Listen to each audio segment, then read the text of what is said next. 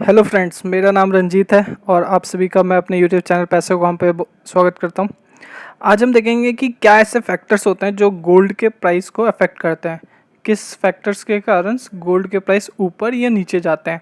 बहुत सारे फैक्टर्स के बारे में देखेंगे और करंट मार्केट से हम कंपेयर करने की कोशिश करेंगे कि करंट मार्केट में ये सब फैक्टर्स जो हैं ये क्या इंडिकेट कर रहे हैं कि गोल्ड के प्राइस और ऊपर जाएंगे या नीचे जाएंगे। जैसा आप लोगों को पता होगा, गोल्ड का प्राइस पिछले साल अराउंड 30,000 के अराउंड ट्रेड करता था, बट इस साल 50,000 पर 10 ग्राम ट्रेड कर रहा है। एंड अगर मैं डॉलर के टर्म में बात करूँ तो $1800 से पर ऑन्स। यूएस में जब डॉलर में हम बात करते हैं तो वहाँ ग्राम नहीं ऑन्स में होता है। दोनों कैलकुलेशन अलग है, उसमें अभी नहीं जाएंगे, बट 1800 के डॉलर के ऊपर ट्रेड कर रहा है। सो हम देखेंगे गोल्ड का प्राइस इतना ज़्यादा क्यों ऊपर जा रहा है और क्या फ्यूचर में और ऊपर जा सकता है। तो ये पता करने के लिए हमें जानना ज़रूरी है कि कौन से ऐसे फैक्टर्स हैं जो गोल्ड के प्राइस को इम्पैक्ट करते हैं, अफेक्ट करते हैं। सो चलिए आज का वीडियो शुरू करते हैं।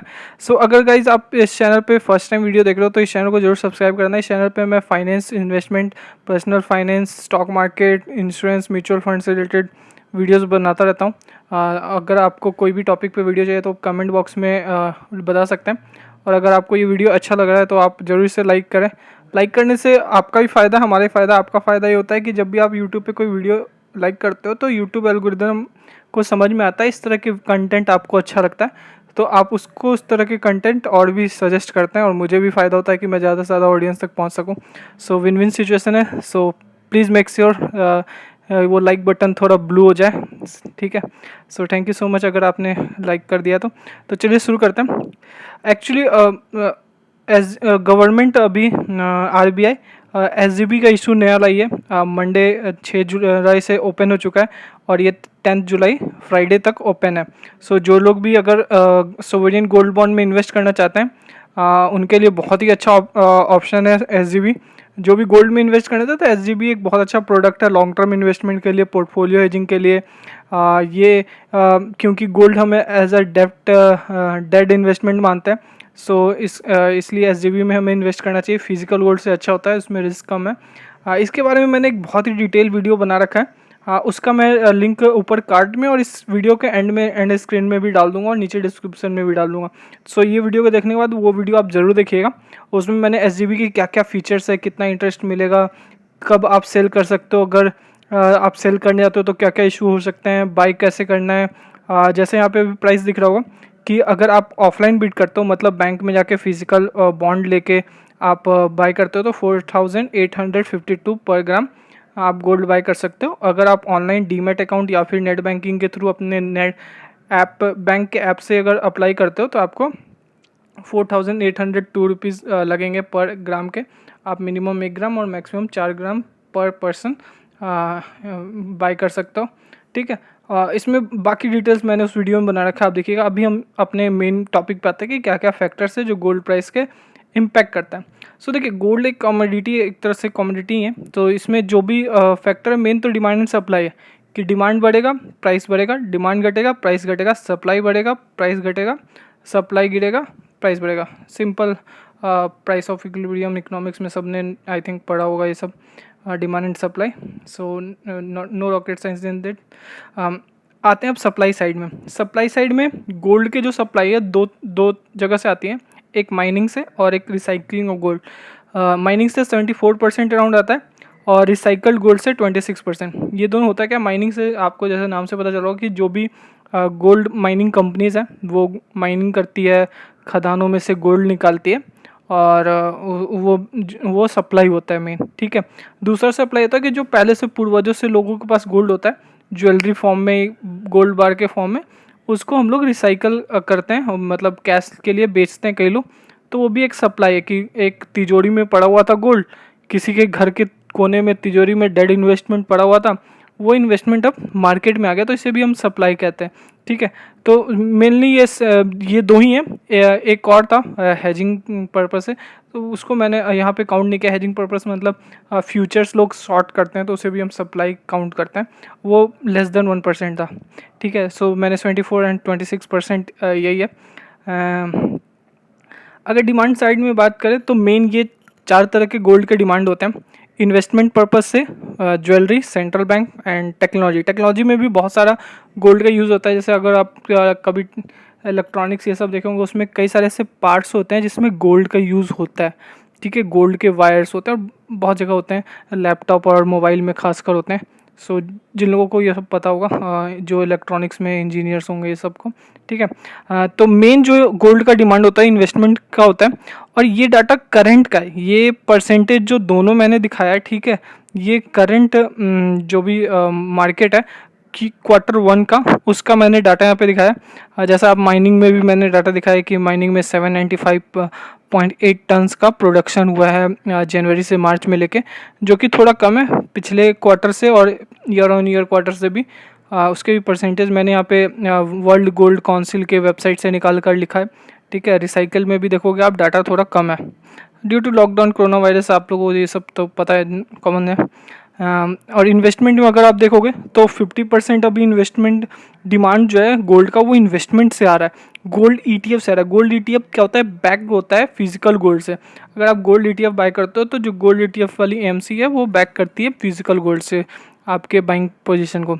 और ज्वेलरी डिमांड जो होती है, जो वेडिंग्स में, फेस्टिवल्स में लोग बाय करते हैं ज्वेलरी, ये डिमांड 30% के अराउंड है अभी भी टोटल। ठीक है, Q1 में ऑल ओवर द वर्ल्ड का ये डाटा है, सिर्फ इंडिया का नहीं, क्योंकि मैंने वर्ल्ड गोल्ड काउंसिल के वेबसाइट से ये डाटा निकाली है। सेंट्रल बैंक्स, सभी कंट्री के central banks gold as a reserve रखती है for bad times. So central banks के भी डिमांड काफ़ी ज़्यादा बढ़ गई है अचानक से। सो आप देख सकते हो कि अराउंड 25% ज़्यादा पिछले क्वार्टर से सेंट्रल बैंक ने गोल्ड बाय किया इस क्वार्टर में। Q1 जनवरी से मार्च से लेके मार्च से लेके जून, अप्रैल, मई, जून का डाटा भी रिलीज़ नहीं हुआ है। जब भी ये डाटा आएगा तो मैं ट्राई करूँगा उसके ऊपर एक फ्रेश वीडियो बना दूँगा कितना डिमांड और कितना सप्लाई चल रहा है, ताकि आप प्राइस प्रोजेक्शन कर सकें। टेक्नोलॉजी में ज़्यादा परसेंटेज है नहीं, बट टेक्नोलॉजी भी अच्छा खासा कंट्रीब्यूट करता है ऑन डिमांड साइड, और ये धीरे धीरे फॉल भी हो रहा है। बेसिकली टेक्नोलॉजी में अब गोल्ड के यूज़ थोड़े कम भी हो रहे हैं, ठीक है, over the years. So main investment में होता है, ETF में होता है। इन्वेस्टमेंट में ETF, फिजिकल गोल्ड बार जो होता है वो भी है, कॉइन्स भी है, एंड मेडल्स कॉइन जो होते हैं वो भी है। ठीक है, सो इसमें फिजिकल वाला भी आप काउंट कर सकते हैं। जो ज्वेलरी बनती है वो ज्वेलरी में है सिर्फ। सो अब मेन टॉपिक पे हम आते हैं कि आखिर ये डिमांड एंड सप्लाई का मैंने मेन बता दिया कि कहाँ से कितना डिमांड आता है, कहाँ से कितना सप्लाई आता है। अब आते हैं, क्योंकि मेन जो भी प्राइस अफेक्ट करता है वो डिमांड एंड सप्लाई से ही होता है। सो अब देखते हैं कि फैक्टर्स क्या होते हैं कि ये डिमांड्स और सप्लाई को इंक्रीज़ और डिक्रीज़ कर सकते हैं। सो माइनिंग प्रोडक्शन फर्स्ट, सप्लाई में हम देख लेते हैं।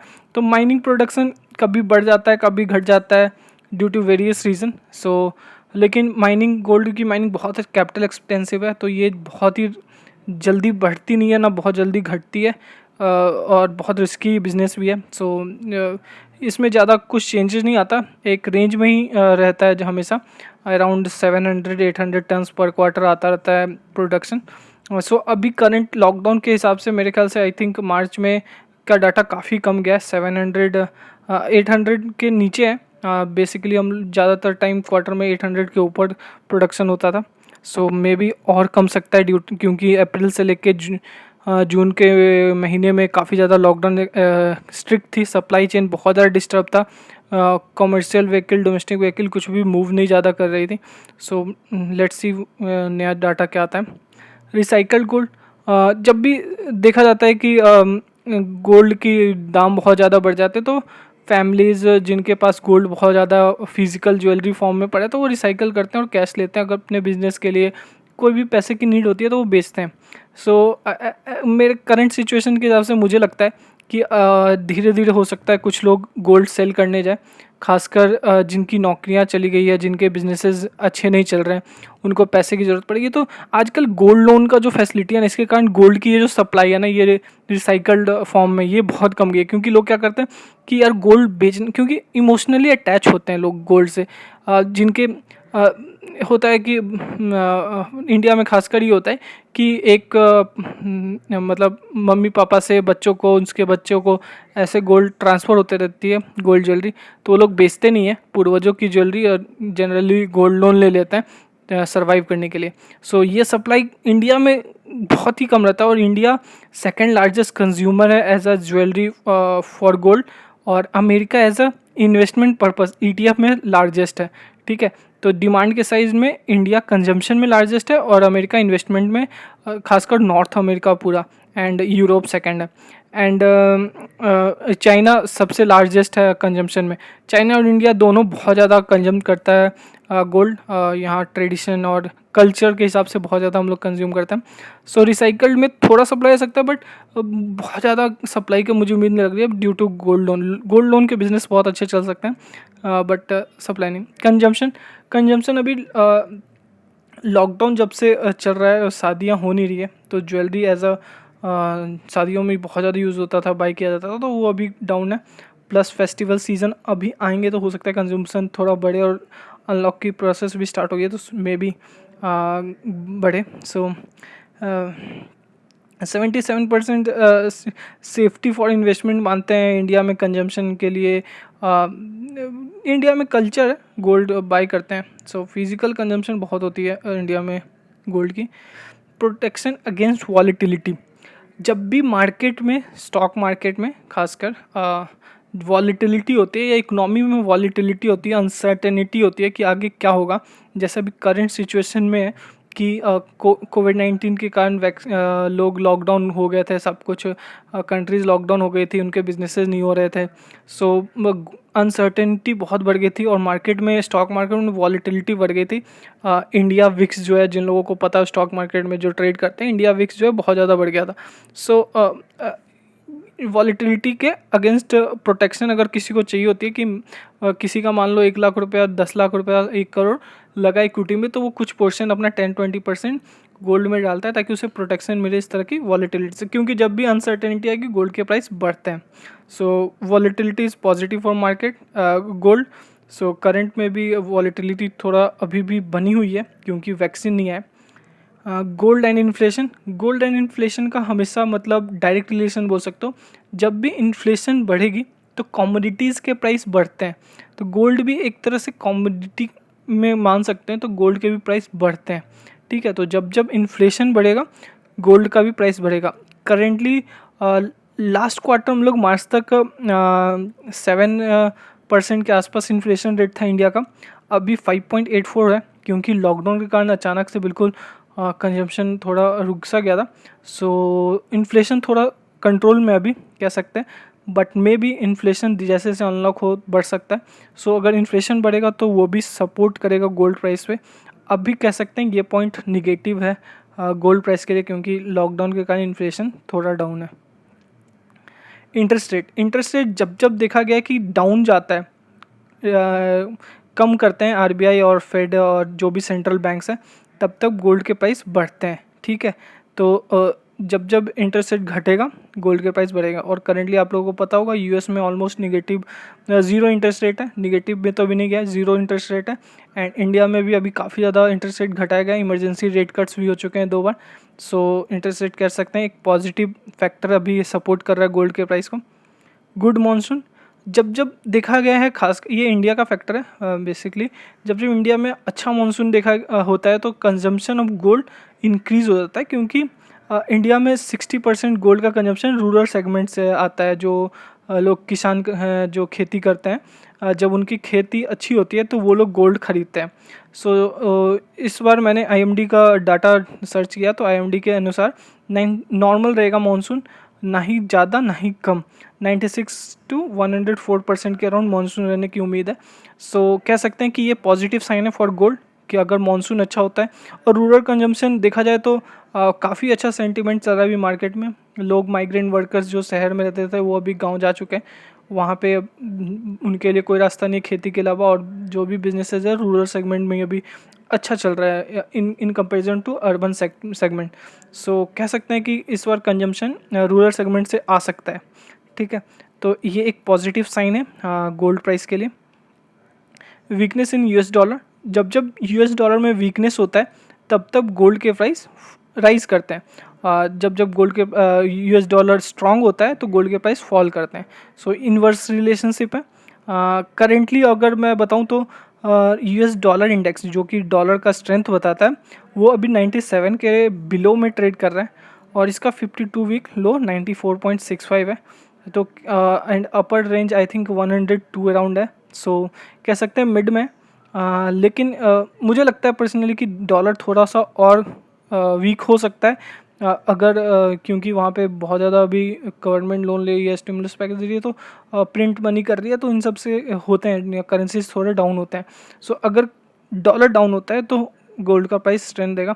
अभी ये मिक्स थोड़ा है मेरे लिए ये डाटा, क्योंकि एग्जैक्ट डाटा मैं करेंसी में कोई एक्सपर्ट भी नहीं हूँ, सो मैंने इस पर मैं मिक्स व्यू दे दूँगा।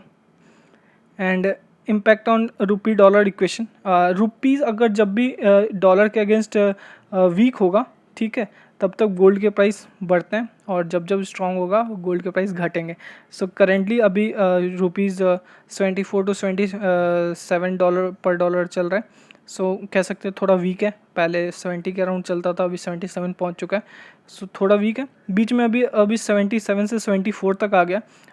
तो थोड़ा स्ट्रांग हुआ है रुपीज़, लेकिन अभी इसलिए देखोगे गोल्ड के प्राइस इंटरनेशनल टर्म में काफ़ी ज़्यादा इंक्रीज़ हुए थे, लेकिन अभी इंडियन मार्केट में गोल्ड के प्राइस 50K के नीचे है अराउंड। आज अभी लास्ट में जस्ट अभी देख के आऊँ 49.400 समथिंग चल रहा है, 50 बस टच करने वाला है। सो होप सो 50 टच कर देगा। नेक्स्ट देखते हैं कोरिलेशन विथ अदर एसेट्स। यहाँ पे मैं बात कर रहा हूँ इक्विटी के इन्वर्स रिलेशन है। जब जब इक्विटी बढ़ता है तब तब गोल्ड मेनली ज़्यादातर टाइम गिरने लगता है, और जब जब इक्विटी गिरता है तब तब गोल्ड बढ़ता है।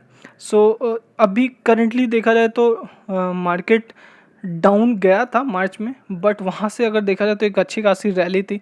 अब इसके ऊपर मैं ज़्यादा भी डिबेट में नहीं जाऊँगा ये रैली के पीछे क्या रीज़न्स है, बट एक अच्छी रैली थी। सो गोल्ड इस रैली के बीच में गोल्ड एक रेंज बाउंड अटक सा गया था, बट स्लोली ग्रेजुअली थोड़ा थोड़ा इंक्रीज़ भी कर रहा था। सो गोल्ड अभी भी स्ट्रॉन्ग मूव दे रहा है। सो और मार्केट थोड़ा ओवर वैल्यूड है, सो मैं इसको एज अ पॉजिटिव साइन लूँगा कि अभी भी मार्केट में डाउनफॉल बाकी लग रहा है, मुझे थोड़ा सा करेक्शन लग रहा है। सो अगर कोई भी करेक्शन आता है तो गोल्ड के प्राइस फिर से राइज करेंगे।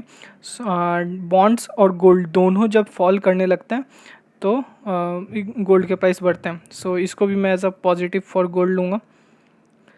जियो पॉलिटिकल फैक्टर, जैसा आप लोगों को पता होगा, जब जब टेंशन बढ़ती है दो तीन बड़े देशों के बीच में, तब तक गोल्ड के प्राइस बढ़ते हैं, और जब जब टेंशन कम होने लगती है तो घटते हैं। इसका बहुत ही अच्छा रिसेंट एग्जांपल है ट्रेड वॉर। जब यूएस चाइना के बीच में ट्रेड वॉर चल रहा था तो गोल्ड के प्राइस काफ़ी ज़्यादा बढ़े थे। जब ट्रेड वॉर ख़त्म होने लगा था तो गोल्ड के प्राइस में करेक्शन आई थी, बट अगेन फिर कोरोना वायरस स्टार्ट हो गया और फिर से US China, US Iran, India China अब स्टार्ट हो गया। लद्दाख में स्टैंड ऑफ चल रहा है, आप लोगों को सबको पता होगा।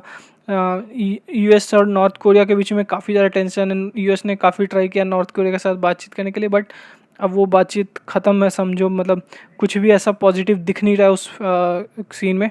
नॉर्थ कोरिया और साउथ कोरिया के बीच में काफ़ी टेंशन बढ़ गई है। रिसेंटली नॉर्थ कोरिया ने एक अपना जो डिस्कशन के लिए कुछ सेंटर सा था दोनों के बॉर्डर के बीच में, उसको उड़ा दिया। वहाँ पे भी काफ़ी ज़्यादा टेंशन है।